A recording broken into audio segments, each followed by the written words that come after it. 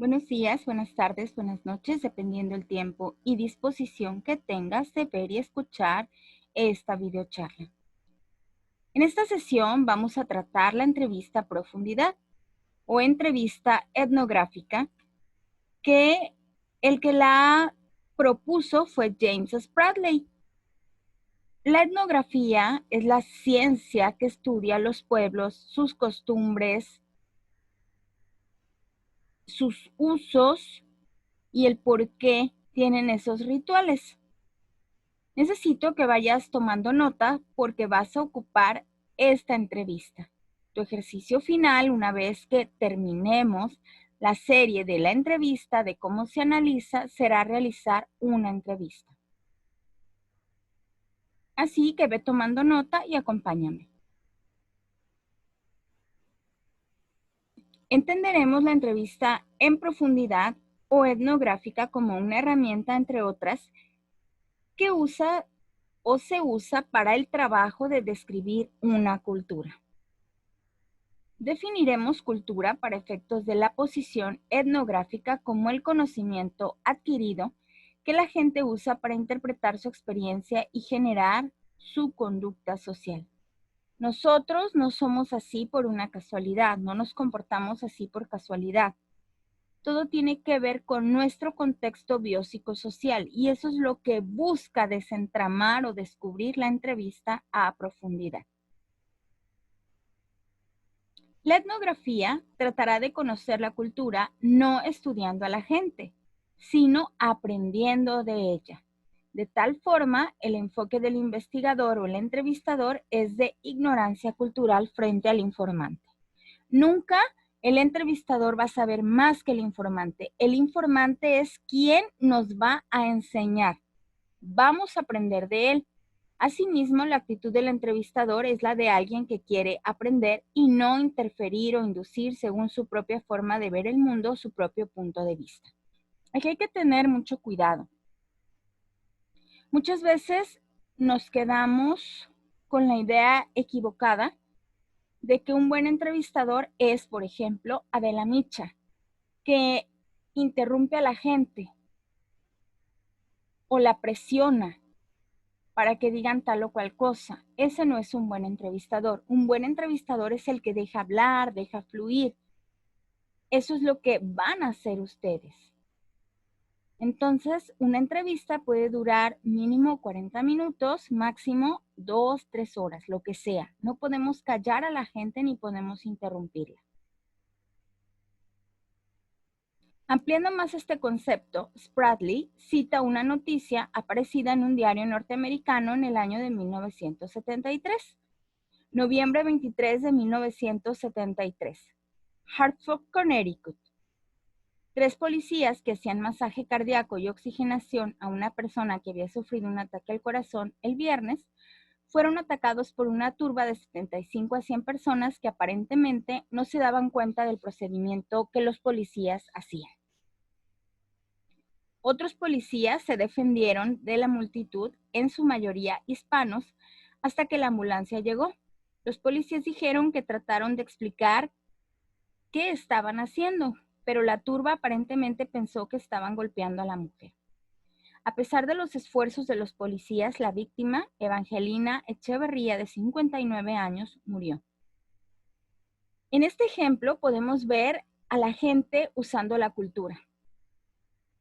Aquí hay claras diferencias de interpretación de representantes de dos diferentes culturas. Los policías reconocen un ataque cardíaco y actúan con las maniobras de resucitación cardiorrespiratoria.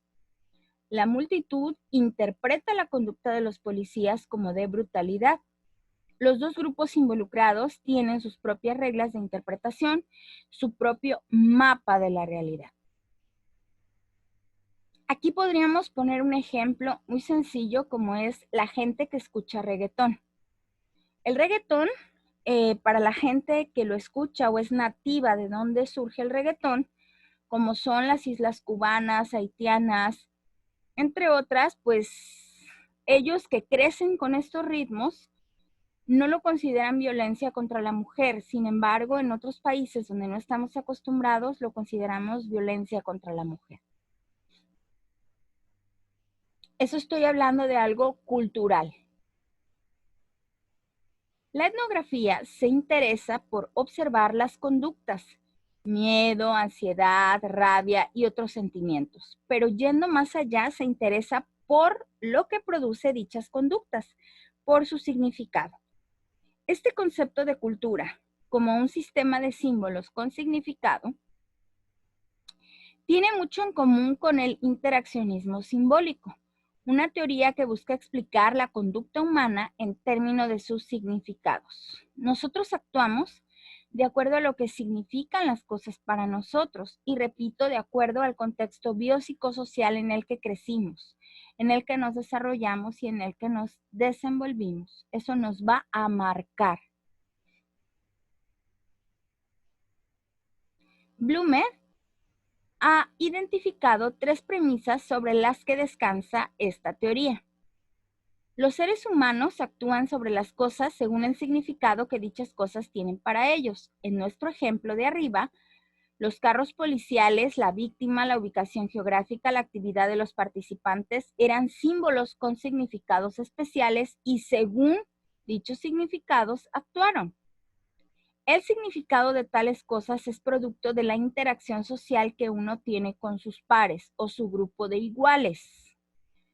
Los significados son operados o manejados y modificados a través de un proceso interpretativo que usa la persona según se vaya encontrando con las cosas o situaciones. Ahora sí que aquí aplica el viejo y conocido refrán: cada quien habla como le va en la feria. Así es. Vamos modificando y vamos interpretando de acuerdo a lo que nosotros hemos vivido. Volviendo al ejemplo de los policías y la multitud, no actuaron automáticamente, actuaron según su análisis de situación usando ciertos principios de interpretación. Estamos en condiciones de entender cultura como un mapa cognitivo, o sea, algo que sirve de guía para diversas situaciones. Sin embargo, dicho mapa no es lo suficientemente exhaustivo para aplicarlo en cada situación. Por ello, entendemos que provee de principios de interpretación para responder a ellas.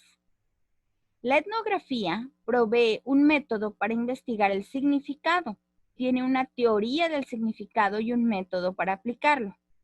En este contexto es que cabe la entrevista etnográfica. Nosotros vamos a buscar qué significan las cosas, por qué actúas de tal o cual manera, por qué te apasiona eso, por qué decidiste estudiar eso, por qué te dedicas a eso. Eso es lo que buscamos. Por lo tanto, la persona entrevistada es nuestro maestro, vamos a aprender de él. Cabe en este momento la pregunta: ¿cómo se puede acceder a esos significados? La respuesta es a través del lenguaje. El lenguaje es la herramienta para construir la realidad. La realidad que cada uno de nosotros como personas tiene. Aquella realidad que cada grupo humano se construye. En la entrevista, entonces, tenemos el encuentro de 2 realidades, de 2 personas con diferente lenguaje.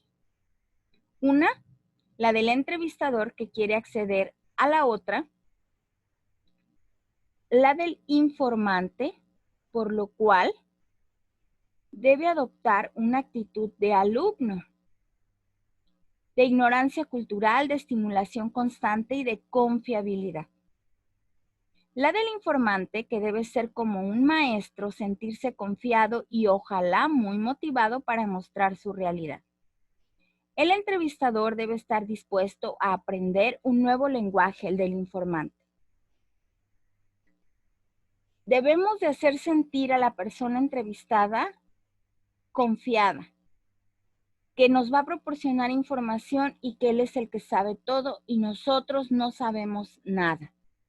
Si no establecemos ese rapport que nos dé confianza, la persona no va a ser entrevistada de manera confiable y lo que nos diga no va a servir. La entrevista etnográfica. La entrevista será el medio por el cual accederemos a esos contenidos de significado. Será el evento único que ocurrirá entre dos personas, el informante y el entrevistador.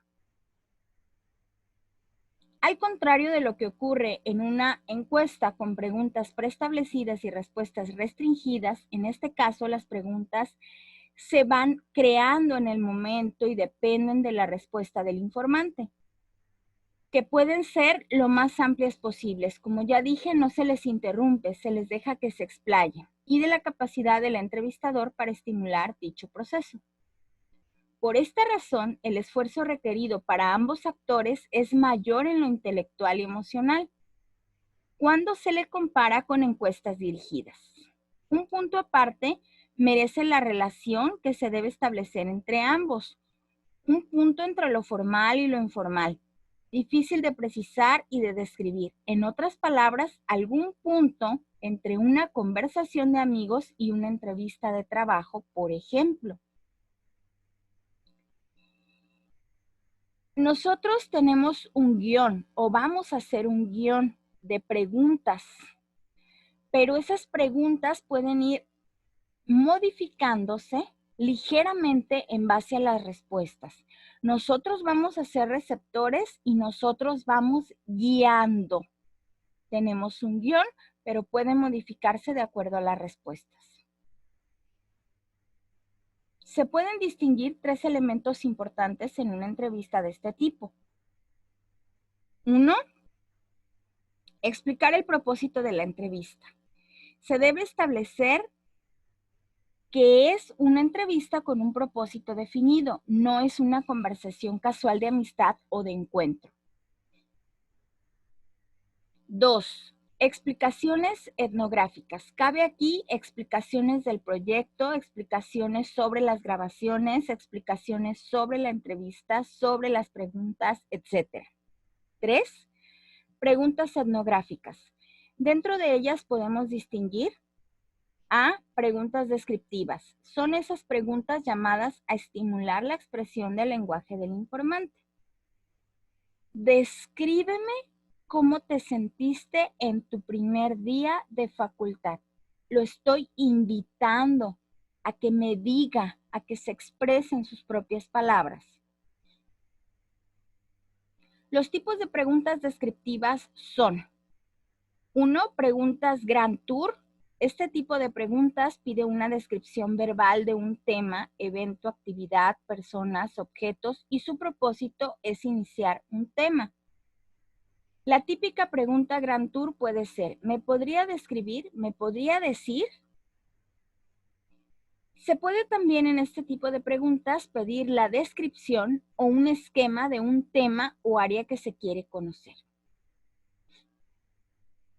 2. Preguntas Mini Tour. Como resultado de la Grand Tour aparecen pequeñas áreas de experiencia donde caben las preguntas Mini Tour. 3. Preguntas donde se pide un ejemplo. 4. Preguntas donde se pregunta por una experiencia del informante en relación al tema. Y 5. Preguntas sobre el lenguaje del informante, que pueden ser directas sobre el lenguaje.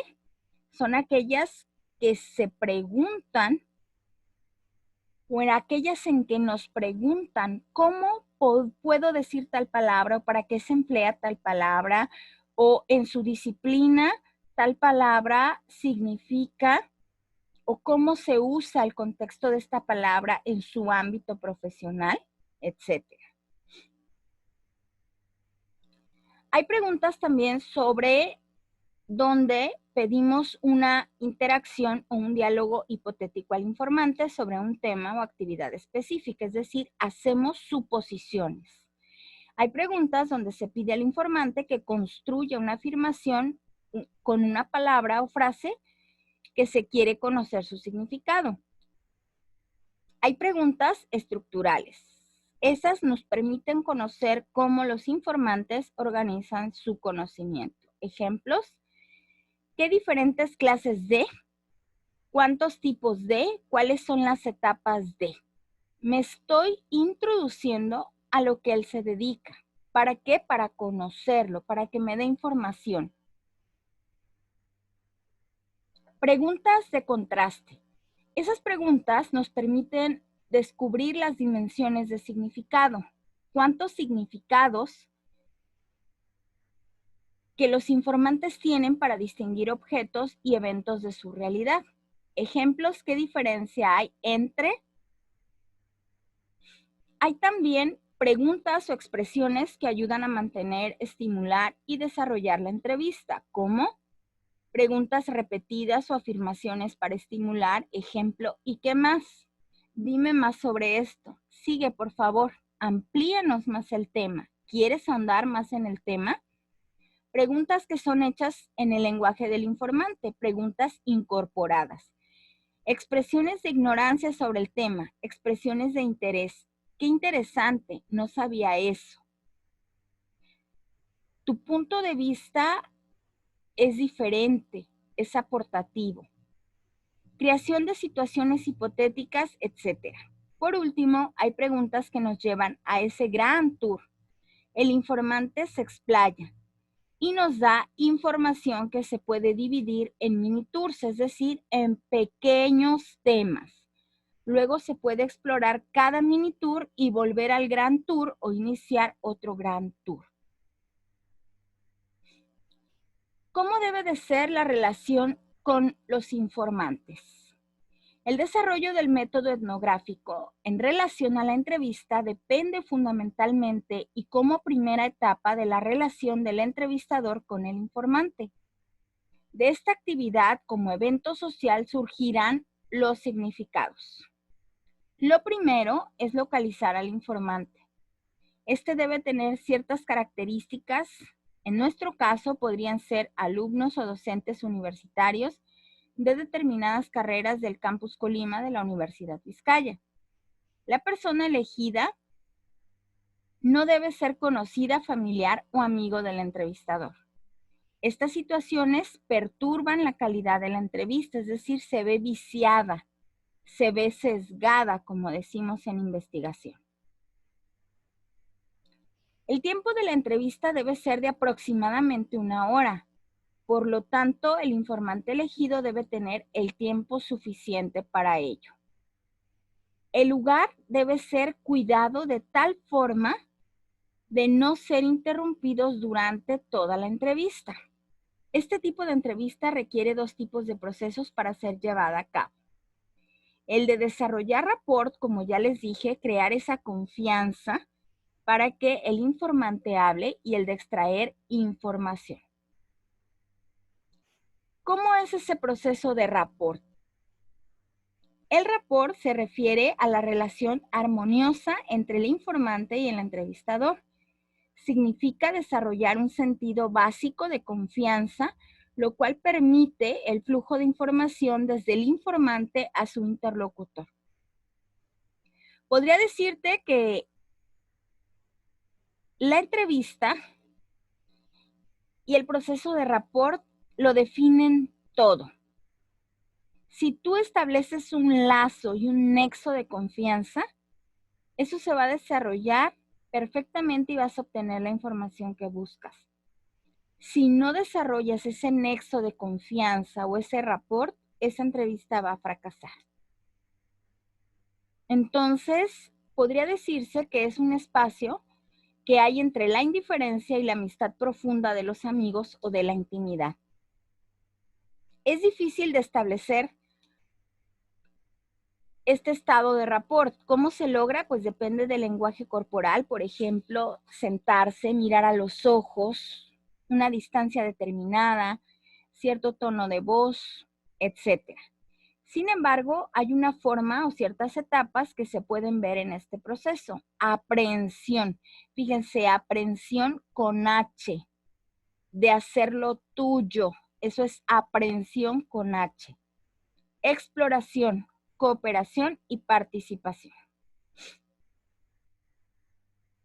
Aprehensión. El comienzo de la entrevista siempre va a ser un momento de aprehensión e inseguridad. Los informantes y el entrevistador pueden estar ansiosos y a la defensiva. En esta etapa vale el explicar los propósitos de la entrevista y lo que se espera de ella. Las preguntas descriptivas sirven en este momento para dejar que el informante hable sin límites. Hay que dejar que los informantes hablen. Esa aprensión de decir, me siento nervioso, ¿cómo me voy a expresar? ¿Cómo lo hago si no domino el tema? Ese sentimiento. Exploración. En esta etapa, tanto el informante como el entrevistador prueban la nueva relación que se ha establecido. Ambos tratan de descubrir al otro. ¿Qué es lo que la otra persona realmente quiere? Es la pregunta guiadora. Este es el momento de escuchar, observar y probar. ¿Qué quiere decirme? ¿Podrá él o ella contestarme la pregunta? ¿Qué quiere de mí en esta entrevista? ¿Realmente quiere saber lo que dice que quiere saber? ¿Respondo las preguntas como se debería de responder?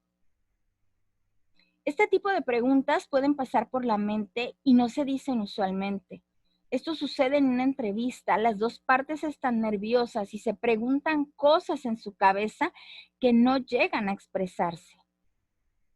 Durante esta etapa hay 3 principios que pueden facilitar este proceso. 1, dar explicaciones repetidamente antes, durante y después de la entrevista. Estas explicaciones rinden sus dividendos. 2, hay que utilizar un lenguaje que el informante usa. Esto refuerza lo que el informante dice y demuestra interés a la vez que da a conocer una actitud sin prejuicios, lo que facilita el rapport.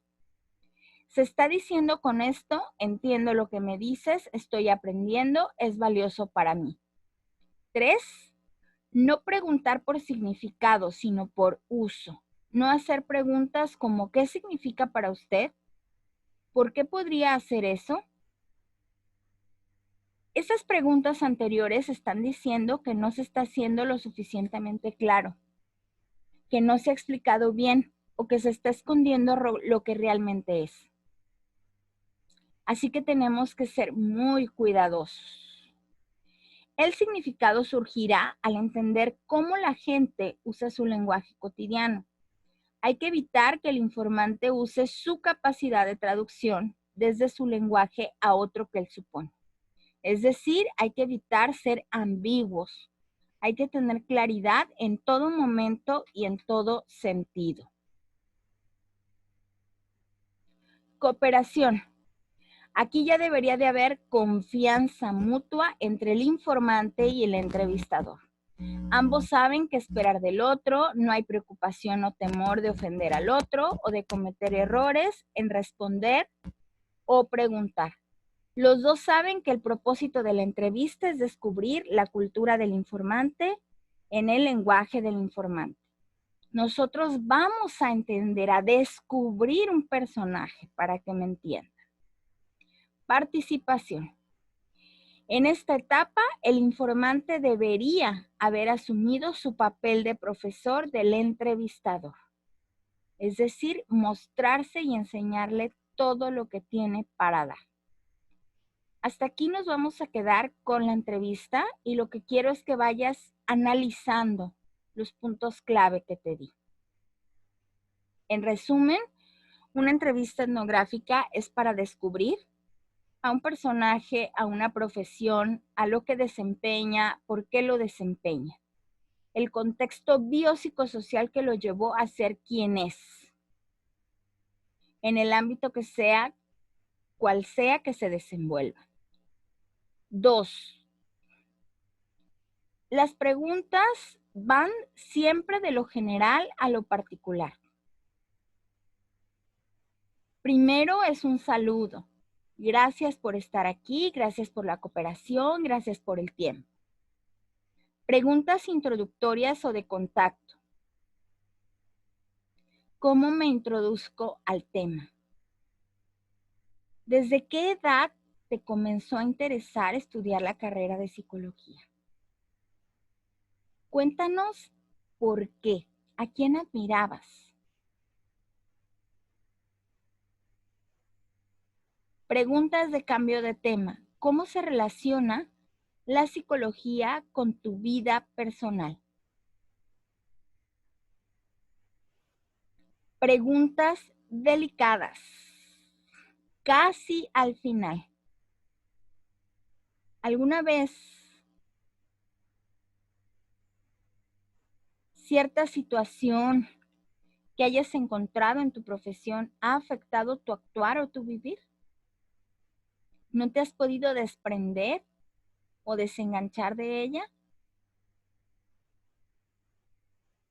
Al final, preguntas relax.